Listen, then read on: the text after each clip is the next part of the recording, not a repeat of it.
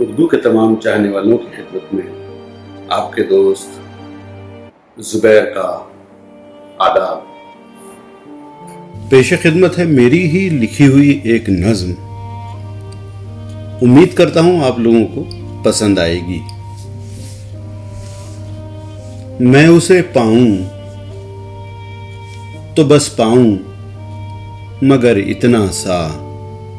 میں اسے پاؤں تو بس پاؤں مگر اتنا سا، جیسے اندھیروں میں کوئی جگنو سا چمک جائے، جیسے ویرانوں میں ایک لمحہ بہار آ جائے، جیسے خوابوں میں کوئی تعبیر ٹھہر جائے، جیسے ریت پر کوئی بوند سی گر جائے، جیسے کسی عکس پر کوئی عکس ٹھہر جائے، جیسے دھوپ میں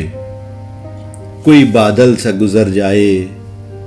جیسے طوفان میں کوئی موج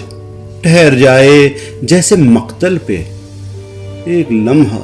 سکون آ جائے، جیسے مقتل پہ ایک لمحہ سکون آ جائے، جیسے ہونٹوں پہ کوئی نغمہ سا بکھر جائے، جیسے ساقی کوئی نظروں سے پلا جائے، جیسے مٹھی میں کبھی ریت ٹھہر جائے، جیسے مٹھی میں کبھی ریت ٹھہر جائے، جیسے ہواؤں میں خوشبو سی بکھر جائے، جیسے پھول پر بھنورے کا گزر ہو جائے، جیسے ماضی کی کوئی دھندلی تصویر دل کے آئینے میں ابھرے اور صاف نظر آئے، دل کے آئینے میں ابھرے اور صاف نظر آئے، جیسے سبزے پہ چمکتی شبنم کی کوئی بوند صبح کے ساتھ شرم سے یوں ہوا ہو جائے، جیسے بچپن کے گلستان میں اڑتی ہوئی تتلی، جیسے بچپن کے گلستان میں اڑتی ہوئی تتلی حد میں آتے ہی پھر حد نظر ہو جائے، جیسے ساحل پہ بنایا ہوا خوابوں کا محل ایک لمحہ دکھے پھر ریت میں گھل جائے، جیسے ہاتھوں کی لکیروں میں قسمت کی لکیر عمر کے سنگ چلے پھر درد جگر ہو جائے، عمر کے سنگ چلے پھر درد جگر ہو جائے، جیسے مشرق سے نمودار سورج کی کرن، جیسے جنگل میں قلانچے لگاتا ہوا ہرن، جیسے بیابانوں میں پرخم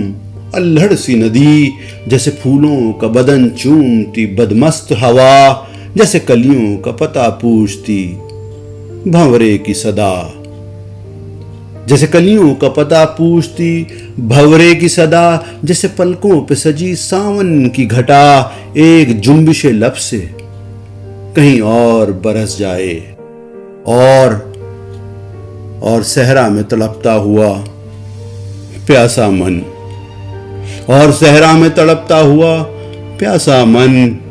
وصل کی آس لگائے گمنام سا مر جائے، گمنام سا مر جائے، میں اسے پاؤں تو بس پاؤں مگر اتنا سا۔